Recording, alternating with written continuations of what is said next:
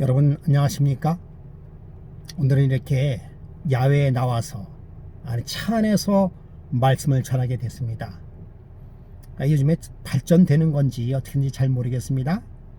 오늘은 기도 두 번째 시간에 정말 믿기 힘든 약속이란 제목을 가지고 여러분과 함께 은혜 받는 시간을 가지려고 합니다.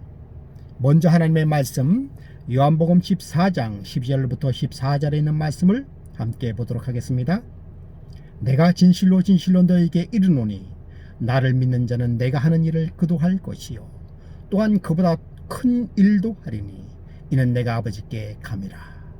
너희가 내 이름으로 무엇을 구하든지 내가 행하리니 이는 아버지로 하여금 아들로 말미암아 영광을 받으시게 하려 함이라. 내 이름으로 무엇인지 내게 구하면 내가 행하리라. 여러분, 만약에 우리가 하늘에서 예수 그리스도를 만난다면 이런 대화를 할 수 있다고 생각합니다. 우리가 지상에 있었던 일들을 뒤돌아보면 우리의 생에서 정말 놀랄만한 일 가운데 하나는 우리가 그렇게도 기도하지 않고서도 살 수 있었을까 하는 것일 것입니다.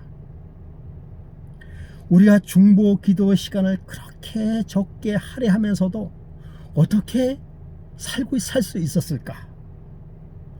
너무 기도하지 않은 사실에 대하여 깜짝 놀랄 것을 이야기하고 있는 것입니다. 그때가 되면 우리도 참 이상하게 여기게 될 거예요. 이상한 일. 지난주에 이상한 일이라고 했죠. 하나님께서 보시기에 이상한 일. 그것은 우리가 뭐 하지 않는 것이요? 기도하지 않았다라고 하는 것입니다. 여러분, 과거에 에스더가 아하수에로 왕 앞에 갔을 때 왕이 그렇게 질문을 했죠. 에스더 왕에게 무엇을 원하느냐? 당신이 원한다면 나라의 절반이라도 주겠소 라고 호를 내밀었던 사실을 여러분은 잘 아실 거예요. 여러분, 만약에 이러한 사실이 저와 여러분에 관한 일이라고 생각한다면 여러분 어떻게 생각하시겠어요? 믿을만한 일일까요? 아니라고 생각하겠죠? 안 믿어지죠? 저하고는 우리하고는 상관이 없다라고 말씀하고 있죠. 근데 여러분, 성경을 자세히 보면 놀랄만한 일이 있습니다. 나라의 절반은 아무것도 아니에요. 요한복음 14장 1절부터 3절에 있는 말씀을 낭독해 드리겠습니다. 너무나도 잘 아는 말씀이죠. 너희는 마음에 근심하지 말라. 하나님을 믿으니 또 나를 믿으라. 내 아버지 집에 거할 것이 많도다. 그렇지 않으면 너에게 일렀으리라. 내가 너희를 위하여 처소를 예비하러 가노니 가서 너희를 위하여 처소를 예비하면 내가 다시 와서 너희를 내게로 영접하여 나 있는 곳에 너희도 있게 하리라. 여러분, 하늘에 있는 처소요. 그게 사실 제가 땅이 몇 평인지 사실 잘 모릅니다. 어쨌든 간에 처소예요. 우리가 살 수 있는 집입니다. 그런데 말이죠, 그 하늘나라에 있는 그 땅은, 그 집은 이 땅에서 10,000평을 팔아서 그 땅을 살 수 있을까요? 예? 아닙니다. 못 삽니다. 아니요, 대한민국을 다 팔아서 그 땅을 살 수 있을까요? 아니요, 못 삽니다. 아니, 이 지구를 다 팔아서 그 하늘나라의 땅 한 평을 살 수 있을까요? 못 삽니다. 못 삽니다. 이 죄악된 세상에서는, 그 하늘나라에서는 이 지구를 다 팔아도 흙 한 줌, 땅 한 평 살 수 없는 것이 그 하늘나라입니다. 그런데 여러분, 그 하늘나라를 우리에게 주시겠대요. 주시겠대요. 이 지구를 다 팔아서라도 살 수 없는 그 땅을 우리에게 주겠다라고 말씀하고 있습니다. 여러분, 믿어지시는가요? 네?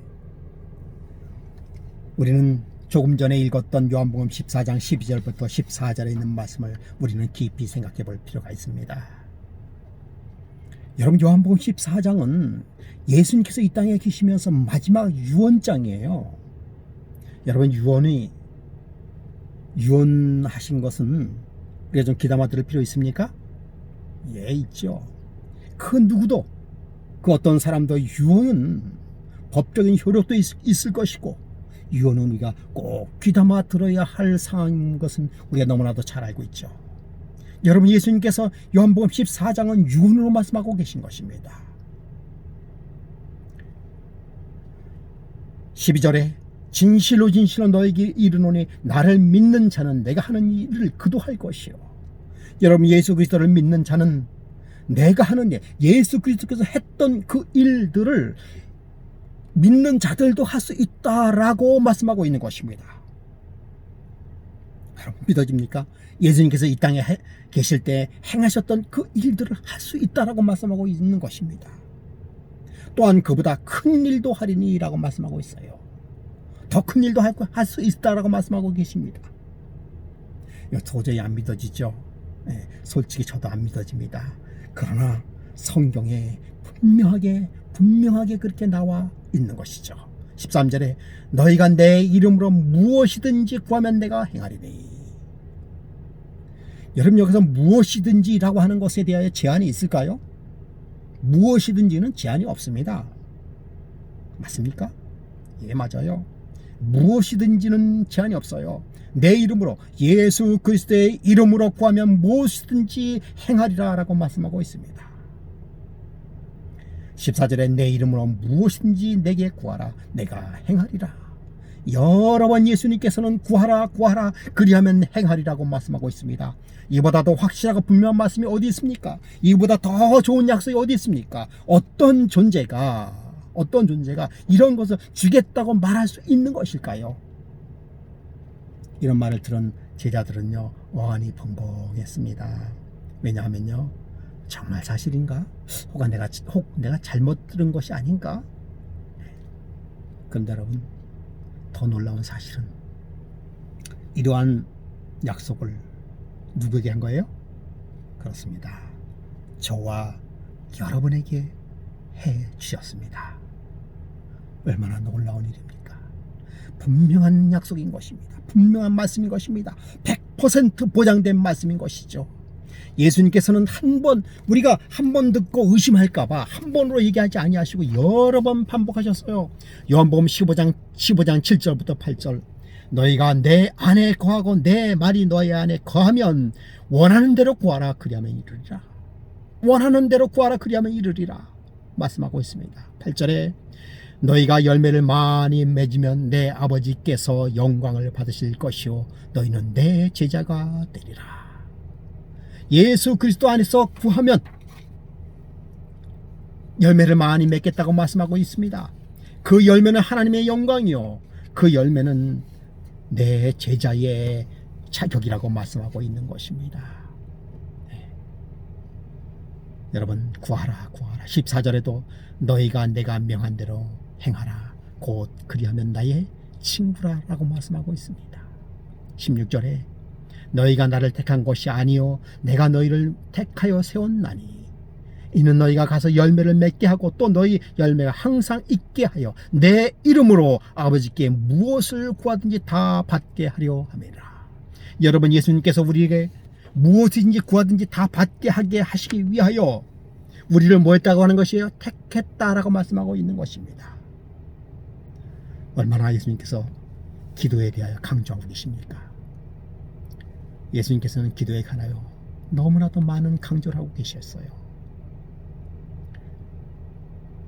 제자들이 이 정도 했으면 알아들었을 텐데 그럼에도 불구하고 계속해서 강조하고 있다는 사실을 우리는 알고 있는 것입니다. 왜 예수님께서 그렇게 계속